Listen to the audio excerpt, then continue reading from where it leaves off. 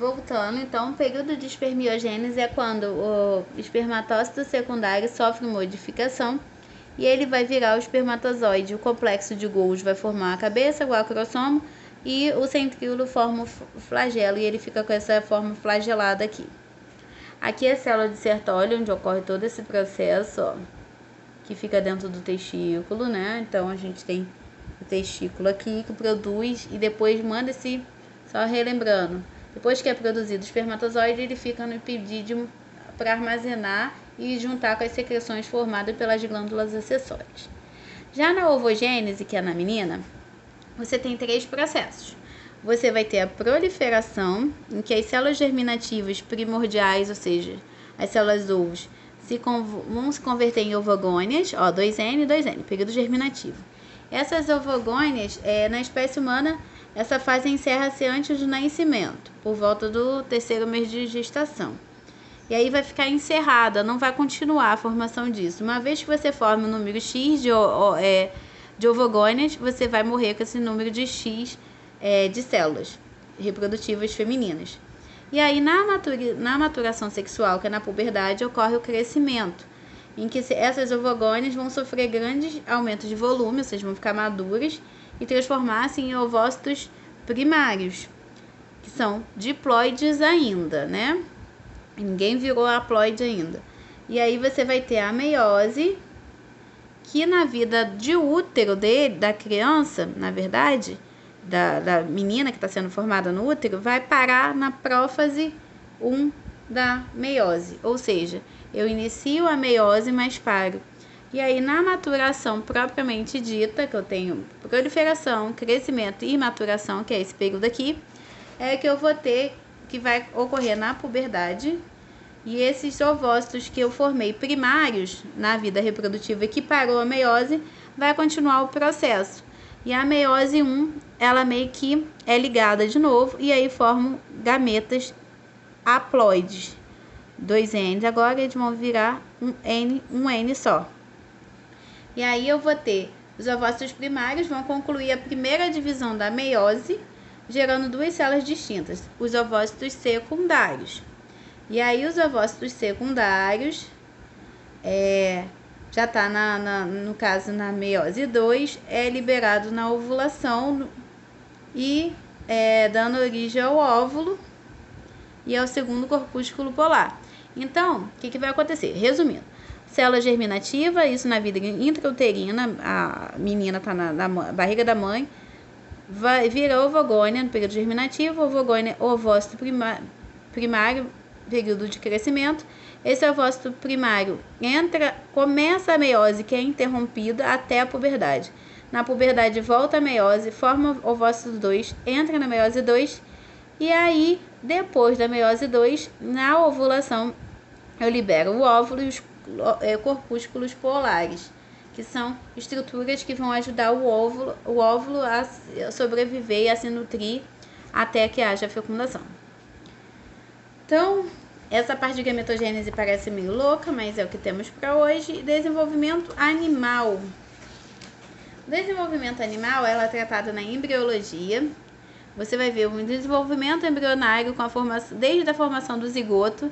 Aí você vai passar, esse zigoto vai sofrer divisões por mitose, vão ver segmentação, né? Clivagem, vai sofrer várias divisões. Vai virar a gastrulação, que é como se fosse um projeto da formação dos órgãos, para a organogênese e fechar com a formação dos órgãos daquele embrião, né? E aí o desenvolvimento embrionário, você tem os óvulos formados nas gametogênese, o espermatozoide e o óvulo, fecundação, aí as segmentações, primeiras células de blastômeros até a blástula. A blástula entra uma cavidade aqui, ó, de líquido, aí você vai ter uma gástrula.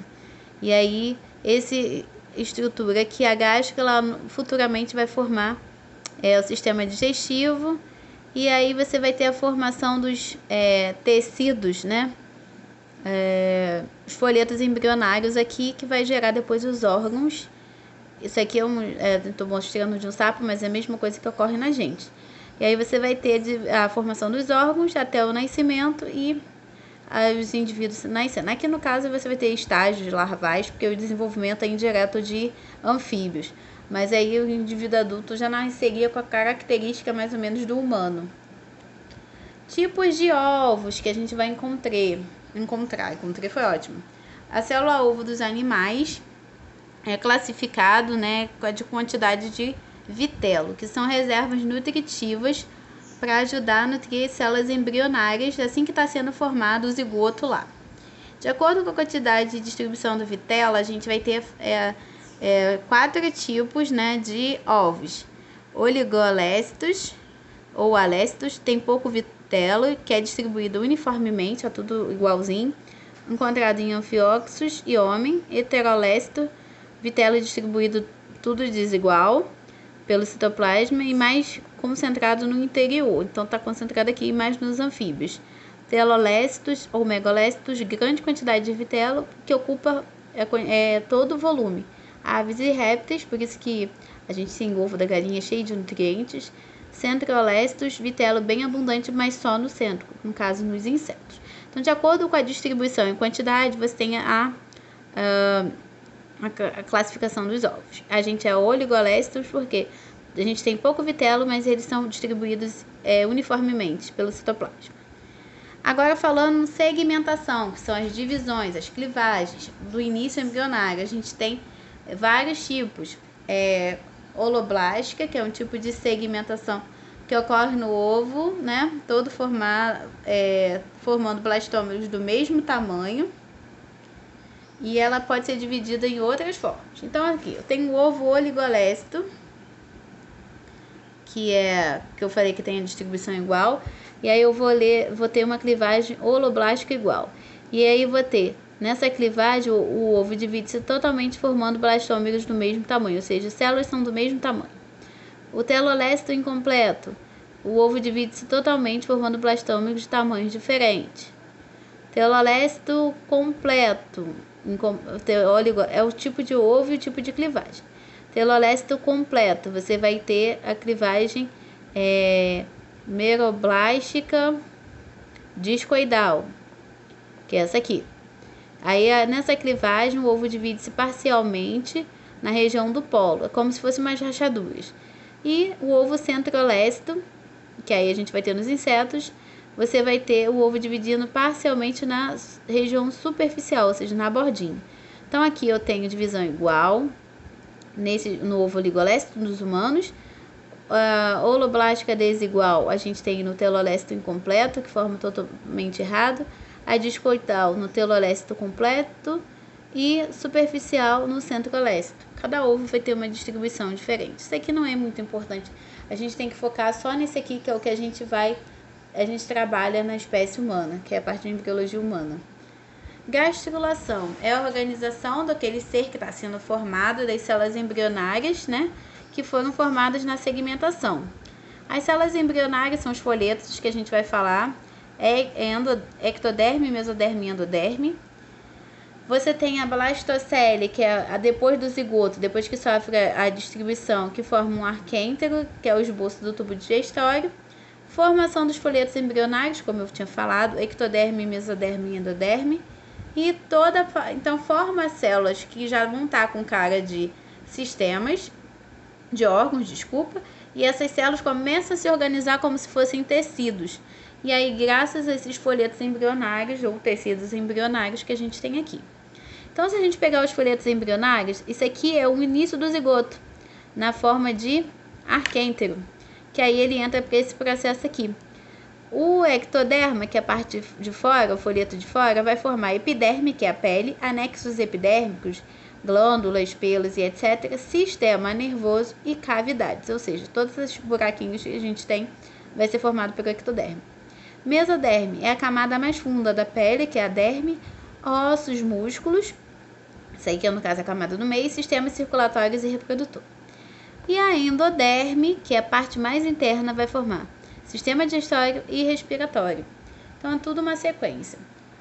Além disso, a gente tem a questão da formação dos anexos embrionários. Além do indivíduo estar se desenvolvendo, né, formando seus órgãos, tem os anexos embrionários que vão ter suas funções. Você tem um ovo amniótico aqui no estágio inicial de desenvolvimento, né? E aqui você tem um âmnion, que é onde você tem a proteção do bebê. E dependendo do sistema, você tem a formação de mais anexos embrionários e menos anexos embrionários. Por isso que a gente encontra de forma diferente esses anexos nos seres vivos. Então, o âmnion é essa bolsa aqui que, quando se rompe, libera aquele líquido, né? Que a gente fala rompeu a placenta. Na verdade, rompeu o âmnion. Ele serve para proteger contra ressecamento e choques mecânicos. Se o neném bater, protege, que amortece a pancada. Encontrado em répteis, aves e mamíferos. Saco vitelino é para nutrir o embrião. Répteis, peixes, aves e mamíferos, mas tem pouca quantidade em mamíferos, é mais em aves e outras espécies. Alantoide armazena rejeitos metabólicos, e a gente vai encontrar em répteis, aves e mamíferos, né? Mas em menos concentração em mamíferos. O cório, responsável pelas trocas gasosas, mais em répteis e aves. Em mamíferos é menos, porque em mamíferos a gente vai ter mais âmnion, placenta e cordão umbilical. Mamíferos é basicamente isso: ânion, placenta e cordão umbilical. A placenta e cordão umbilical, a gente tem nos mamíferos placentários, servem para as trocas gasosas, nutrição, excreção e secreção hormonal. Então, basicamente, ajuda bastante no desenvolvimento do feto, né? Então, a aula ficou extensa, ficou em 2 partes, porque meu espaço celular está pequeno. Mas espero que tenham entendido basicamente como que você tem a formação de um indivíduo, como ocorre a reprodução nos diferentes seres e como é formado um indivíduo a partir do zigoto até a formação dos seus órgãos, né, de forma bem geral. E a gente falou agora no final como que é formada em relação aos folhetos embrionários e os seus anexos embrionários, que ajuda também no desenvolvimento desse ser vivo que está sendo gerado ali. Então, uma boa semana de aula a todos.